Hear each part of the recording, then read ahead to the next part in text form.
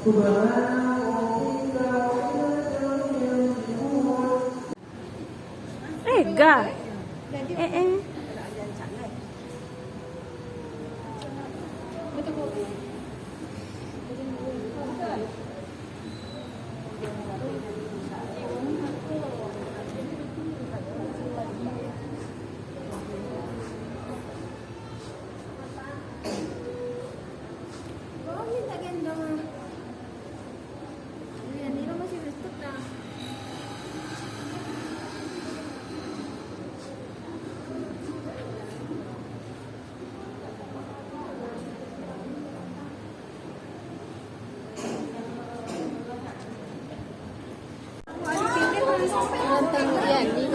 Terang.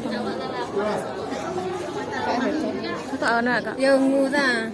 Tuh.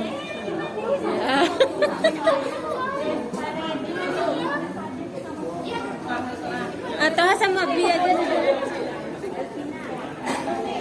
Apa tanggi zaga? Enggak.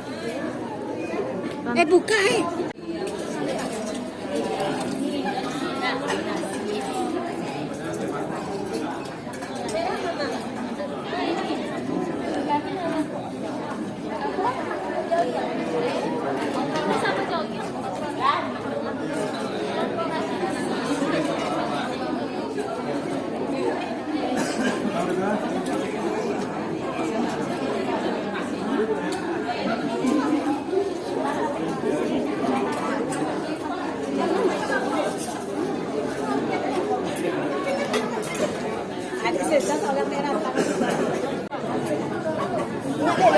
kayaknya ada.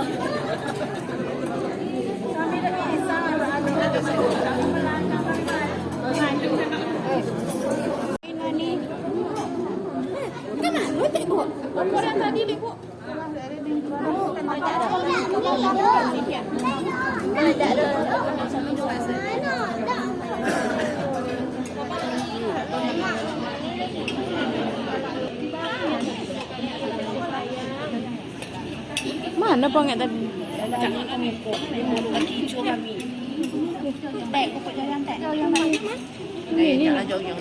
Ini nih. Mana sudah makan mie itu tadi?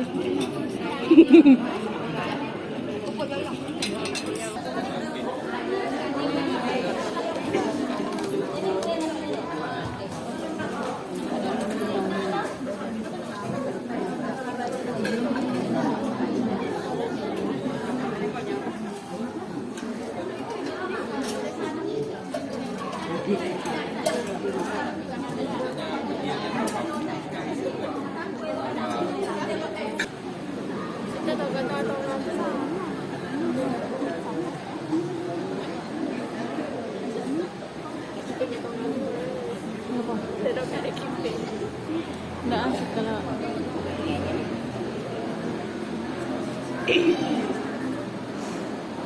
penceramah kita yang telah hadir.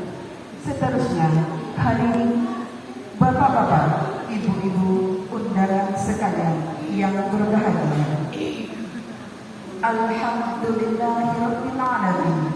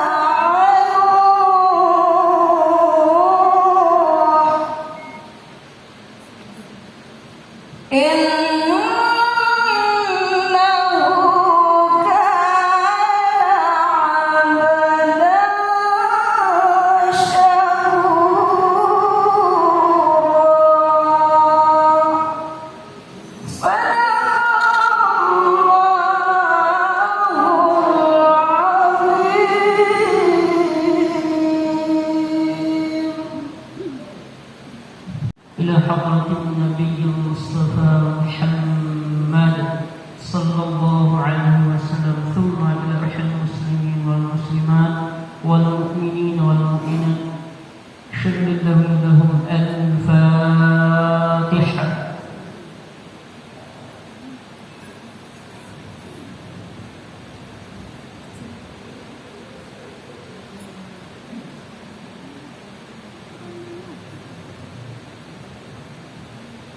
أعوذ بالله من الشيطان الرجيم.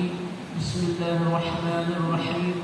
الحمد لله رب العالمين والصلاة والسلام على أشرف الأنبياء والمرسلين وعلى آله وأصحابه أجمعين. يا أرحم الراحمين يا أرحم الراحمين يا أرحم الراحمين ارحمنا فإنك أنت خير الراحمين وتب علينا يا الله إنك أنت التواب الرحيم. Nomor B strip 213 garing KUA titik 03 titik 11 titik 2 garing BA 00 garing 03 garing 2022 tentang penetapan nama pengurusan Badan Kerjasama Kecamatan Talawi Kota Sawalunto periode 2022-2024. Daftar lampiran Surat Keputusan Kepala Kantor Urusan Agama Kecamatan Talawi tentang susunan pengurus Badan Kerjasama TPG TPSI Kecamatan Talawi periode 2022 sampai 2024. Dani Musari SPD, Rizka Riansa. Kemudian kita hormati Ketua Majelis Ulama Indonesia Kota Sawalunto. Beliau juga nanti akan berikan tausiah kepada kita pada kegiatan kita pada hari ini.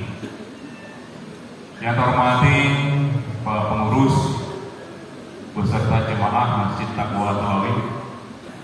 Bapak Ibu yang kami banggakan, pertama kami ucapkan selamat kepada pengurus Badan Kerjasama Guru TPQ atau Forum Guru TPQ se-Kecamatan Talawi pada hari ini yang telah kita kukuhkan. Alhamdulillahilladzi arsala rasulahu bil huda wa dinil haqq liyudhhirahu 'alad dini kullihi wa kafa billahi shahida.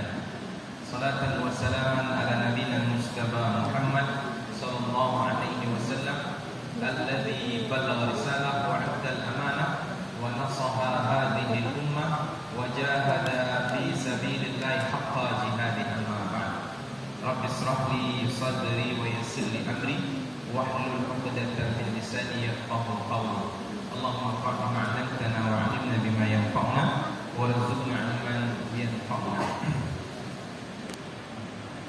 hadirin yang dirahmati Allah Subhanahu wa taala, kami berbicara di depan para hadirin yang dijanjikan oleh Rasulullah SAW dengan sebutan khairukum man ta'allama al-Quran wa 'allama. Sebaik-baik kalian adalah orang yang mengajarkan. Khairukum man ta'allama al-Quran wa 'allama, yang belajar Al-Quran dan mengajarkannya. Jadi dalam hadis yang lain juga disebutkan bahwasanya orang yang mengajarkan Al-Quran kepada siapa saja, sampai dia sekedar mengajarkan untuk mengucapkan Bismillahirrahmanirrahim, maka dengan Bismillah tadilah kelak akan menuntunnya masuk ke surga Allah Subhanahu wa taala. Amin amin ya rabbal alamin. Dan kami yakin ibu-ibu dan bapak-bapak asatidzah yang hadir di sini tak mungkin hanya mengajarkan bismillah. Kami yakin pasti lebih daripada itu. Mudah-mudahan itu menjadi saksi dan tabungan kelak di akhirat. Amin amin ya rabbal alamin. Para hadirin dan hadirat yang dirahmati Allah Subhanahu wa taala, kami membaca satu kitab.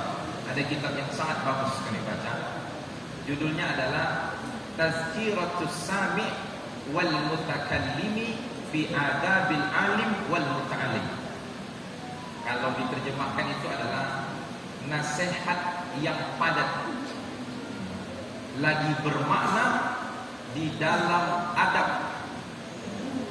terhadap guru dan terhadap anak-anak yang mengajarkan, yang ditulis oleh seorang ulama bermadzhab Syafi'i namanya Ibnu Jama'ah Al-Kinani Asy-Syafi'i. Di situ disebutkan ada 12 adab bagi pribadi seorang guru. Ada adabul alim, adabul alimi fi nafsihi. Adab seorang alim untuk dirinya sendiri. Jadi ya, tidak hanya anak-anak yang harus beradab, tapi guru pun harus beradab. Salah satu adab poin yang kami ambil, jadi adab untuk diri sendiri itu ada 12. Kalau 12 itu kita bahas mungkin asar di sini kita, ya, atau maghrib di sini kita. Satu saja ingin kami bahas, yaitu muamalatun nasi bimakarimil akhlaq, yaitu bermuamalah dengan manusia menggunakan akhlak yang baik. Salah satu akhlak yang baik adalah menjalin hubungan silaturahim, bukan silaturahmi, tapi silaturahim. Rahim itu rahim. Kalau rahmi ihram, orang yang berihram. Silaturahmi, silaturahim, yang tempatnya adalah silaturahim.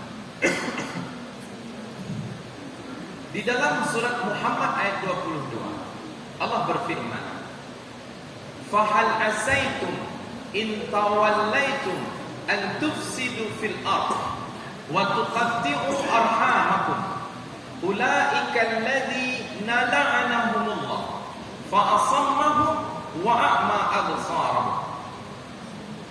Kata Allah Subhanahu wa taala di dalam surat Muhammad ayat 22 dan 23, "Fahal asaitum, apakah kalian setelah kami berikan kekuasaan kepada kalian, in tawallaitum, sehingga berbuat an tufsidu fil ardh, kerusakan di muka bumi, wa tuqatti'u arhamakum, dan memutus hubungan silaturahim.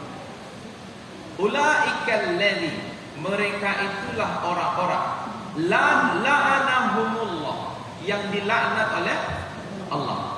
Fa asammahum, Allah tulikan dirinya.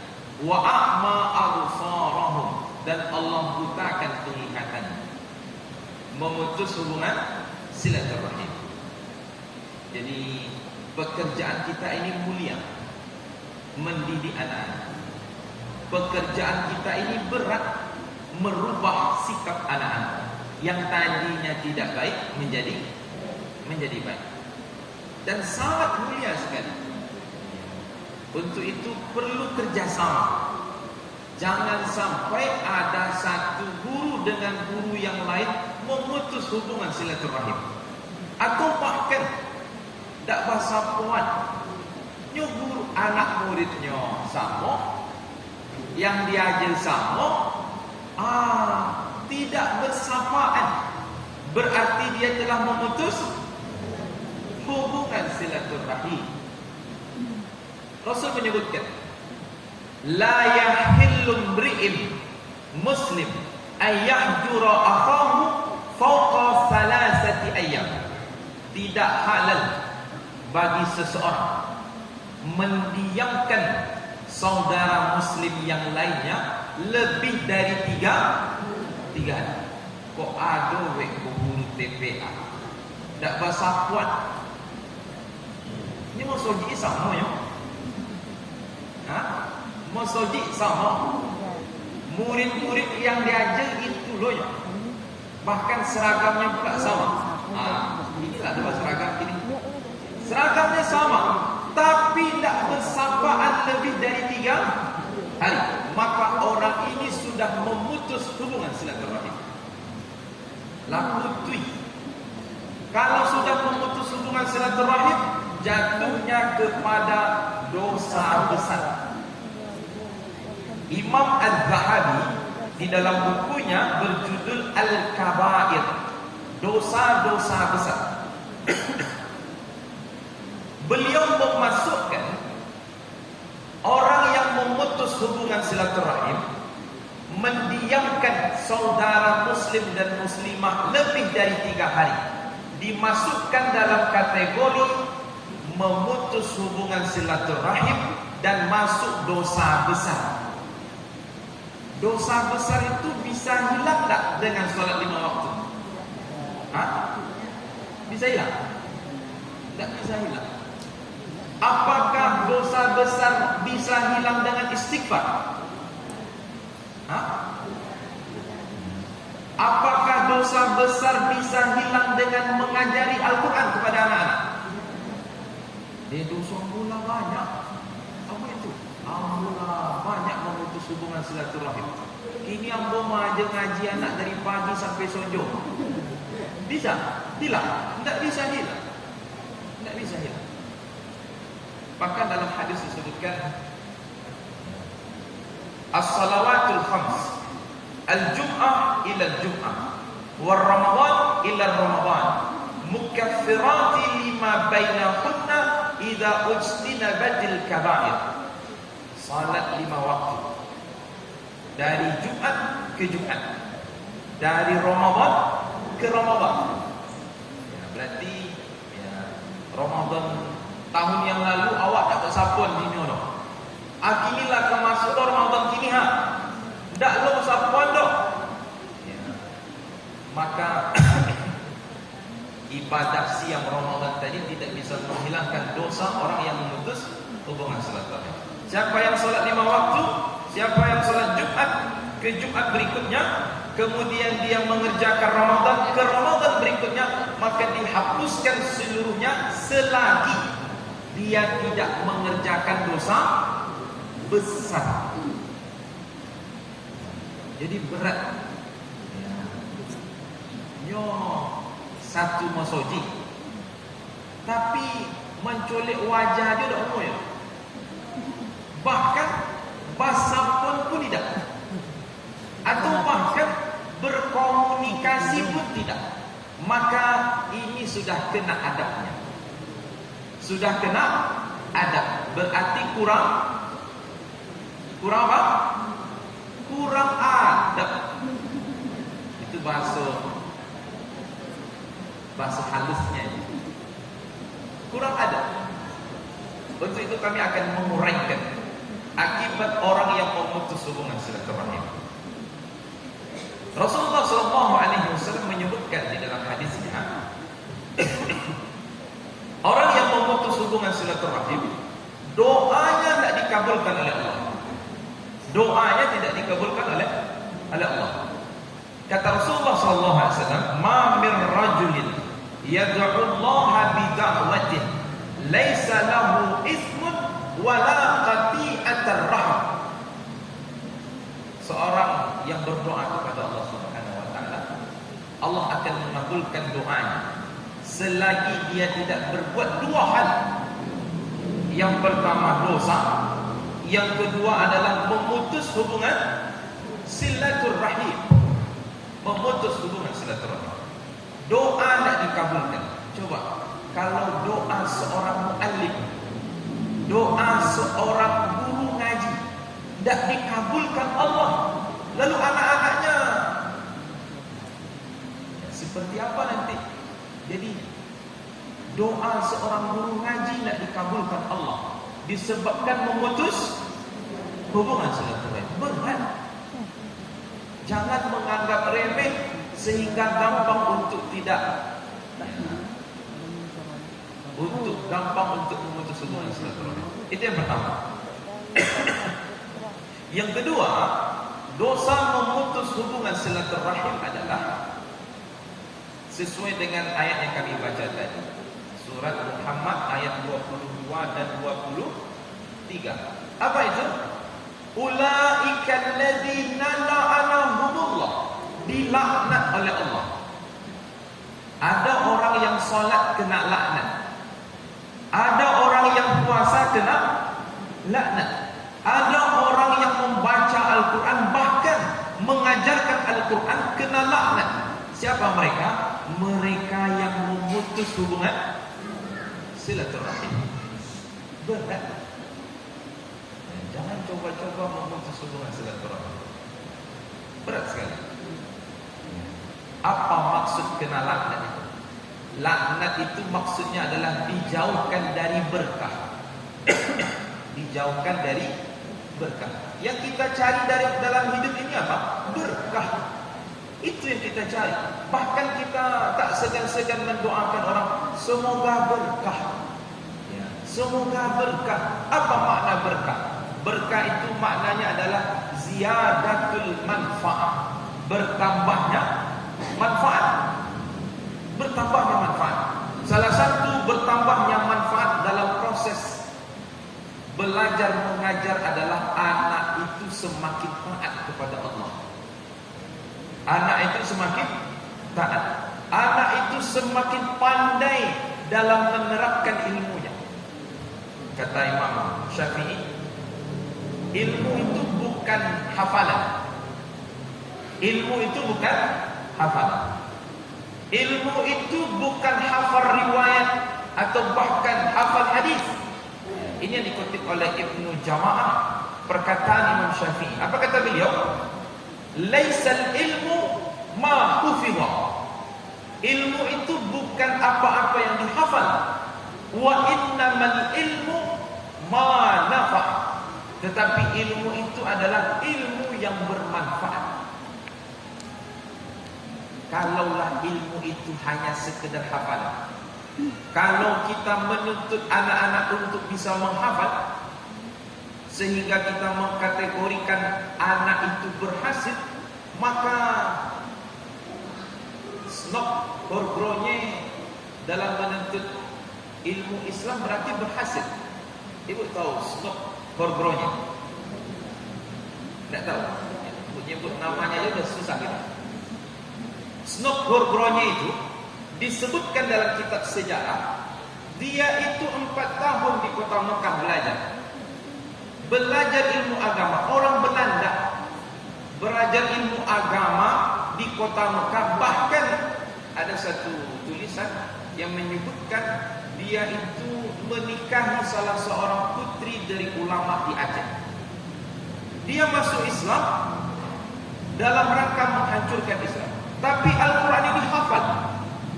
Sahih Bukhari, hadis Nabi hafal. Tapi dengan hafal hafalan yang dia miliki tidak menyebabkan adanya manfaat. Jadi tidak ada gunanya. Dan begitu juga ada guru yang dia memutus hubungan silaturahim, bagaimana mungkin ilmunya berkah kepada anak-anaknya, sedangkan berkah itu adalah bertambah manfaat. Kemudian tidak hanya kena laknat, fa'asammahu, Allah tulikan telinganya. Bukan ya, kalau bahasa awaknya kalau tuli pokak. Bukan pokak secara hakiki, nyolai mendonga juga nya. Kok mimpo awak nyolai menjawab. Tapi pokak mendonga nasihat. Dah mau dinasihati. Inyo aja nak bono. Inyo aja nak berlaku. Akibat dari memutus hubungan silaturahim. Kemudian tidak cukup sampai di situ. Wa a'ma absarahum, Allah butakan penglihatannya. Inyo layu mencolitnya. Lai pandai membedakan piti 1.000 jadi 50.000, lai pandai. Cuma buta dari melihat kebenaran. Kalau lah conde itu hidup, tidak bisa menerima nasihat, tidak bisa melihat mana yang benar, mana yang baik. Apa gunanya hidup? Apa gunanya hidup? Hidup ini tujuannya adalah untuk mencari petunjuk. Hidup ini untuk mencari petunjuk. Apa itu petunjuk? Yang mengantarkan kepada tujuan. Apa tujuan kita? Surga Allah. Surga Allah tujuan kita. Tak ada gunanya hidup. Kemudian siapa yang memutus hubungan silaturahim, rezekinya Allah halali. Rezekinya Allah halali. Dan umurnya Allah perpendek. Nah, bayangkan. Rezeki dihalangi, umurnya diperpendek. Dia umur pendek. Dia umur pendek. Ibu-ibu, dia umur yang pendek. Awak pula umur pendek. Banyak lebih rasut ni. Tapi bagi orang yang memutus hubungan silaturahim, rezekinya pendek, umurnya pendek. Maka Rasul menyebutkan, man arada, dalam riwayat ini, man ahabba ayyunshi'a lahu rizquhu wa yunshi'a lahu atharahu falyasil rahimah. Barang siapa yang ingin dipanjangkan umurnya, diluaskan rezekinya, maka berbanyaklah menjalin hubungan silaturahim. Sekarang ini kita menjalin hubungan silaturahim. Iya apa tidak? Iya. Betapa rasa kira? Berapa? Betapa rasa kira? Iya. Sebab tu banyak dia tengah. Tak betapa rasa gitu. Kini bertambah lo kawan-kawan. Sudah tu bisa lo bertukar pikiran. Apa TPA di situ? Aku cendeko. Rezeki itu tak hanya piti. Dia bersawik, dia rezeki yang bersawik ini. Padahal sehat itu rezeki, kemudian ketenangan itu rezeki, kebahagiaan itu rezeki. Jadi orang yang memutus hubungan silaturahim, siap-siap umurnya pendek, siap-siap rezekinya pendek. Maksud umur yang dipanjangkan dalam menjalin hubungan silaturahim itu adalah, kata Imam An-Nawawi, bukan nominalnya, bukan angka-angkanya yang dipanjangkan, bukan.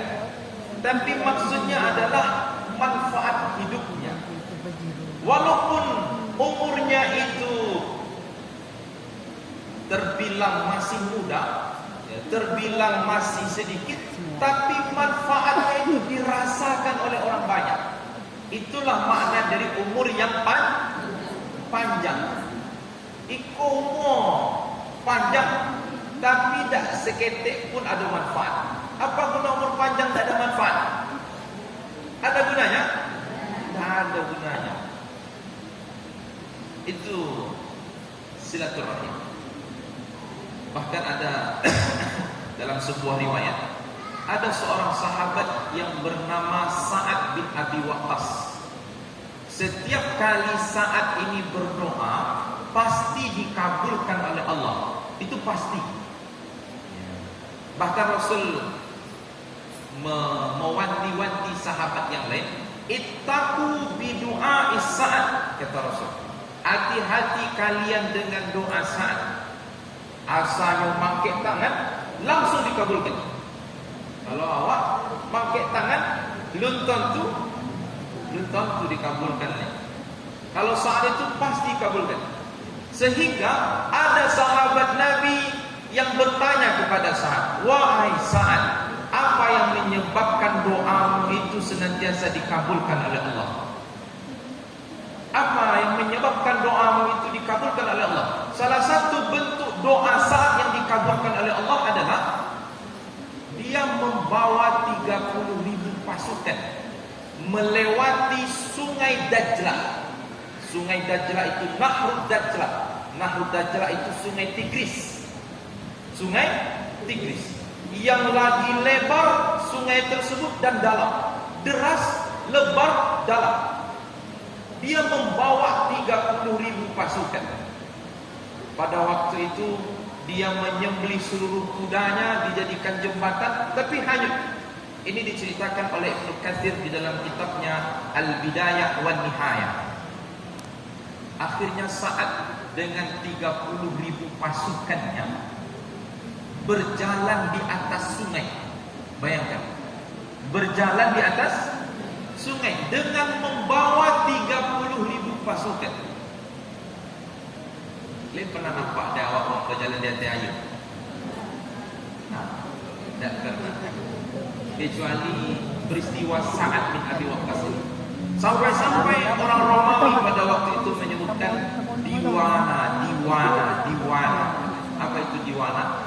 Gila ini, kita berperang dengan malaikat, bukan berperang dengan manusia, kata orang Romawi. Apa yang dibaca oleh Sa'ad? Hasbunallah wa ni'mal wakil, ni'mal maula wa ni'mal nasir. Itu yang dibaca oleh Sa'ad. Sudah sampai ke tepian, apa kata pasukannya? Tahukah kalian kenapa kita mampu melewati sungai ini dengan berjalan di atasnya? Pemimpin kita Sa'ad, yang mana kalau dia mengangkat tangannya ke atas pasti dikabulkan. Sehingga sahabat tadi bertanya, wahai Sa'ad, apa yang menyebabkan doamu itu senantiasa dikabulkan Allah? Apa kata Sa'ad? Tidak ada amalan yang aku kerjakan kecuali apa itu? Sebelum aku tidur, aku senantiasa memaafkan kesalahan orang lain yang mereka perbuat kepadaku. Memaafkan kesalahan orang lain yang mereka perbuat kepadaku, kata Sa'ad. Kalau jawab beda, tak lolok malam dia. Pak ku tak lolok, pak ku cara balik dondom. Dia sakit pun dengan dia bosnya. Dondom hilang, tapi payah hilang. Itu sama dia tu. Kemudian tak usah jauh-jauh. Buya Hakka itu hatinya lembut. Abdul Malik Karim Amrullah. Di dalam mukaddimah tafsirnya, tafsir Al-Azhar, ada satu bab khusus yang beliau tulis. Apa tulisannya? Di situ tertulis hikmah ilahi. Hikmah ilahi. Nanti silakan dibuka kitab tafsir Buya Hakka. Judul tafsirnya Tafsir Al-Azhar, hikmah ilahi. Buya Hakka menceritakan proses kenapa kitab tafsir itu bisa ditulis. Padahal kalau sekedar ceramah saja, umur beliau saja belum tentu cukup untuk menghatamkan tafsir dari Al-Fatihah sampai An-Nas. Karena baru 5 tahun tahun beliau mengkaji tafsir, itu belum selesai surat Al-Baqarah.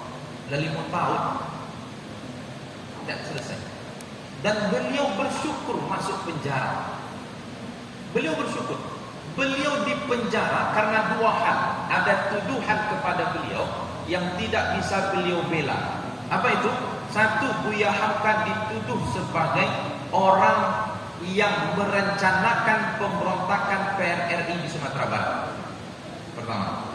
Yang kedua, Buya Hamka dituduh memimpin rapat untuk membunuh Menteri Agama pada waktu itu, namanya Saifuddin Zuhri. Saifuddin Zuhri. Dituduh 2 hal, Buya Hamka tidak boleh membela. Di penjara 2 tahun 6 bulan. Di dalam penjara itulah Buya Hamka menulis kitab tafsir sampai selesai, dari Al-Fatihah sampai An-Nas. 2 tahun 6 bulan. Keluar dari penjara bersamaan dengan mendapatkan wasiat dari Soekarno. Jadi Buya Hamka menerima wasiat dari Soekarno yang isinya adalah agar Buya Hamka berkenan untuk menjadi imam salat jenazahnya. Inyo lama menjawab awak. Sudah tu nyo minta awak jadi imam salat jenazahnya. Kira-kira dia ibu-ibu pak. Iyo kan salat kena beridak. Ko ambo yo idak. Kepak kuasa lah koi. Yang kamu itu. Inyo lah di penjara nyo 2 tahun 6 bulan. Sudah tu nyo minta tolong pula kamu. Tak lo boleh ambo membela. Minta tolong kamu. Dia tak bisa ambo menolong, gak ada. Itu mungkin jawabnya. Tapi oleh Buya Hamka karena hati beliau lembut. Memang begitulah yang diajarkan oleh Rasulullah sallallahu alaihi wasallam. Wal kadhimina ghaidha wal 'afina 'anil nas. Wal kadhimina al ghaidha, menahan amarah dan memberi maaf kepada orang lain. Mana yang lebih banyak pahalanya? Minta maaf atau memberi maaf? Memberi maaf. Mana yang sulit? Memberi maaf atau minta maaf? Minta maaf. Kalau minta maaf kok mudah, gampang. Kini minta maaf besoknya ulang. Kalau mau maafkan itu berat dan pahalanya pun sudah Allah siapkan. Ya. Maka Buya Hamka cepat dia pulang ke rumahnya di daerah Kebayoran. Cepat beliau pulang, diambil jubah kebesarannya. Jubah yang biasa beliau pakai untuk menjadi imam salat Id. Beliau menangis membaca surat wasiat Soekarno. Disebabkan Soekarno itu juga murid dari bapak Buya Hamka, yaitu Abdul Karim Amrullah. Buya Hamka punya bapak namanya Abdul Karim Amrullah, atau lebih dikenal dengan Muhammad Rasul. Muridnya adalah Soekarno. Jadi bapak Buya Hamka punya murid namanya Soekarno. Sampai ketika bapak Buya Hamka diasingkan ke Indramayu pada waktu pemberontakan kepada Belanda di Maninjau, bapak Buya Hamka diasingkan ke Indramayu. Yang melarang bapak Buya Hamka kembali ke Sumatera Barat itu Soekarno. Ini dijelaskan oleh Buya Hamka dalam bukunya yang berjudul Ayahku. Biografi bapak Buya Hamka yang ditulis oleh Buya Hamka sendiri. Dilarang oleh Soekarno untuk kembali ke Sumatera Barat. Apa sebab? Karena di Sumatera Barat itu banyak ulama. Syekh Jamil Jambe, Syekh Muhammad Sulaiman Ar-Rasuli, Syekh Muhammad Taib, Syekh Muhammad Abdullah Abbas. Banyak. Sehingga ajan ke Sumatera Barat le di siku aja lah ajan kami agama Cik Soekarno. Sampai ada nasihat yang terkenal Bapak Buya Hamka kepada Soekarno apa nasihatnya? Wahai Soekarno, kalau engkau kelak menjadi seorang pemimpin, hiduplah sederhana, karena kesederhanaan itu dekat dengan rakyat. Kalau tak sederhana, awak pun tapi loko. Kira? Kadang awak malik, bapa dek malam. Kadang lewat auto ancak, malik awak mendokek dia. Apa dia tu? You kali dedong kecil awak kuidah. Tapi kalau sederhana, orang akan dekat. Itu nasihat yang ditulis oleh Buya Hamka dengan cetakan tebal di kitab biografi yang berjudul Ayah. Teringat bahwasanya Soekarno ini juga murid dari ayahku dan juga teman bagiku, kata Buya Hamka. Akhirnya Buya Hamka mau untuk menyolatkan.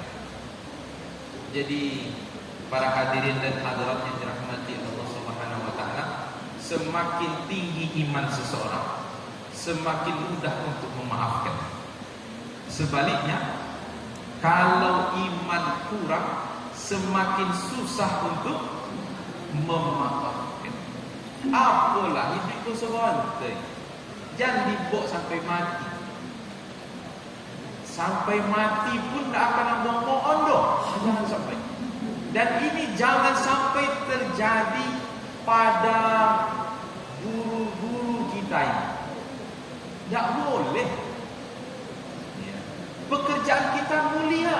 Jangan dicorengi, jangan dikotori dengan sesuatu yang tidak mulia. Pekerjaan kita mulia ini.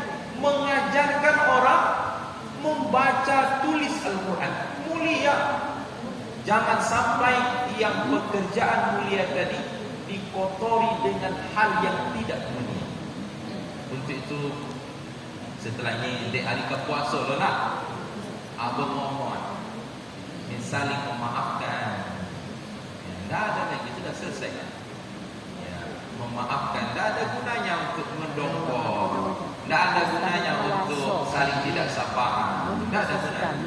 Yang kita harapkan adalah masuk ke dalam surga Allah Subhanahu wa taala. Kok bisa yo tak pakai hisap-hisap, langsung copek masuk. Kini tiba langsung masuk sekali. Itu hendaknya. Tak menunggu awak dah. Karena perjalanan kita ni masih panjang ini. Jangan dikira kematian itu akhir segalanya. Kematian itu adalah awal perjalanan menuju akhir. Untuk itu sebenarnya nasihat ini untuk kami pribadi dan juga terumum untuk bagi para hadirin dan hadirat sekalian. Semoga yang sedikit ini bisa bermanfaat bagi kami pribadi dan bagi para hadirin dan hadirat sekalian. Kami mohon maaf kalau ada kata-kata kami yang salah, itu berasal dari kami pribadi. Dan semoga Allah Subhanahu wa taala mengumpulkan kita kelak di dalam surganya. Amin amin ya rabbal alamin. Mungkin hanya ini. Assalamualaikum warahmatullahi wabarakatuh.